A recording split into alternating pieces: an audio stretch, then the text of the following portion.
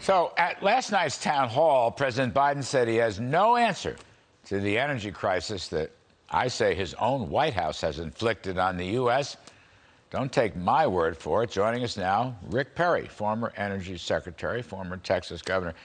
You know, Rick, it's probably not a really good thing for a president to say that he has no idea how to fix a big problem like skyrocketing gasoline prices and natural gas and oil. I mean, shouldn't he have a plan, even if he makes it up? You would think that the president of the United States, particularly one that sold himself to be the be-all to end-all, 45 plus years in the United States Senate, that he was going to come and get things back working again.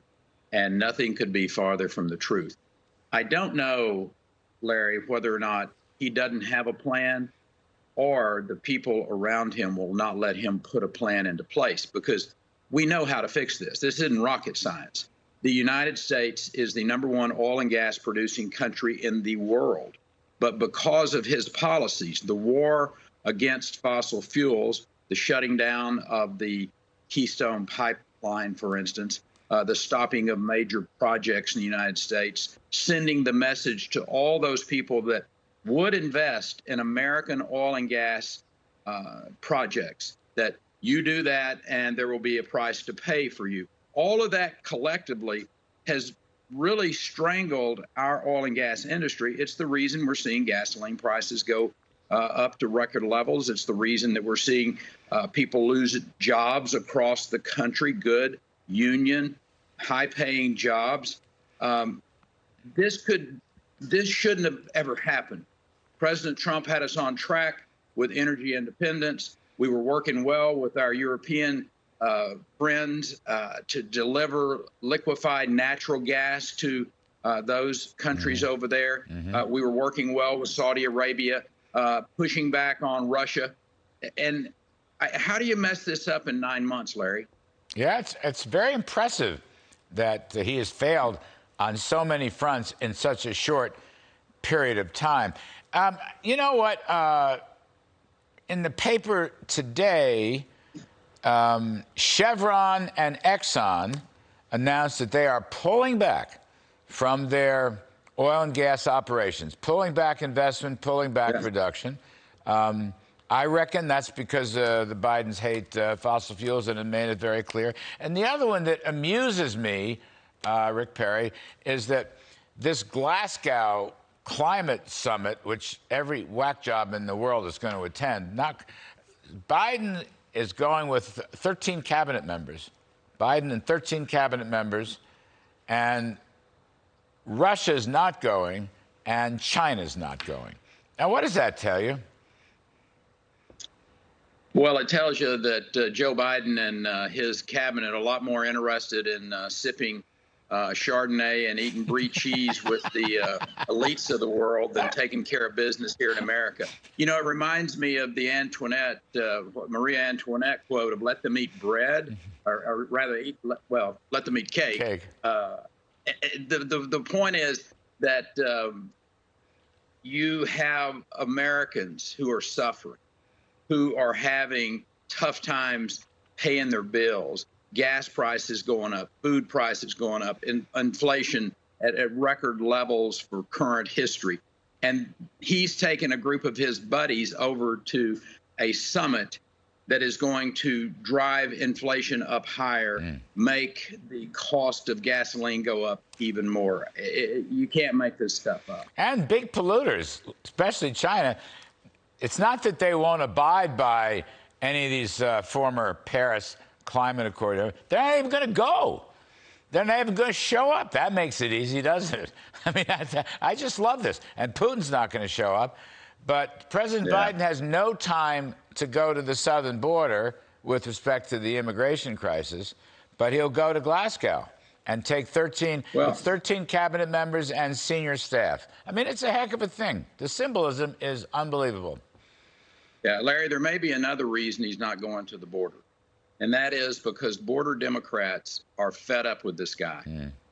When you think about these congressional candidates, these congressmen and women across Texas that belong to the Democrat Party, and he is literally pouring them out.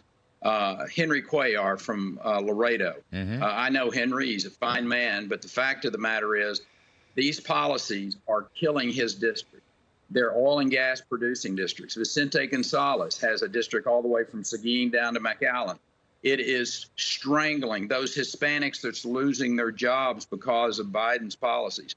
Lizzie Fletcher in Houston. Those congressional candidates are in trouble. Now, the message is going to be pretty clear to them. We don't care about you. So my question to them is, why do you care about Joe Biden and Democrats that are going to pour you out? Why don't you just stand up and say, hey, Mr. President, we are not going to stand for you killing our constituents and killing our state. So don't go looking to us to help pass this nonsense. That's the message they need to be sending out. Well, you know, those are the very names, maybe you saw it. Henry Cuellar, Vicente Gonzalez, Lizzie Fletcher, Sylvia Garcia. There's 7 Texas Democrats who have written a tough letter to Aunt Nancy and Uncle Chucky. Here, let me read you. Quote, language in the House budget reconciliation package specifically targeting the U.S. oil, natural gas, and refining industries has the potential to cost thousands of jobs, stifle economic recovery, increase energy costs for all Americans, and strengthen our adversaries. You know, Rick, are those 7 votes against reconciliation, 7 Democratic votes against reconciliation? They should be. I mean, they should be clear the message that, listen, if you don't come off of this war against our constituents, we're not going to be for you. Forget it. Find somebody else. Oh, you can't find anybody else. That's the problem. So these individuals need to stand up for their constituents, stand up for their state. And clearly, hey, there's one thing about sending a strongly worded letter, okay? There's another thing about doing what you say you're going to do. Let's see some action out of these congressional Democrats. Yep. Stand up, send the clear message, no more. Yep. Well, you know, we're still, as you know, we're still 2 million barrels per day lower than pre-pandemic. It's because of the wet blanket. They don't want to invest and produce if they can avoid it, these companies. And, Rick, I think if you put those 2 million barrels a day back online in the market, those gasoline prices would come way down along with the price of oil. Yeah, of course they would. And if you would open up the XL pipeline, which was bringing that heavy sour type crude, which is what we use in the United States to refine for gasoline, we had this country on a good track, energy-wise, economically, and this administration is killing it. They will pay a heavy price in November of 2022, guaranteed. Former Energy Secretary Rick Perry. Rick, you're wonderful. Thanks for giving us time today. Hope to see you soon.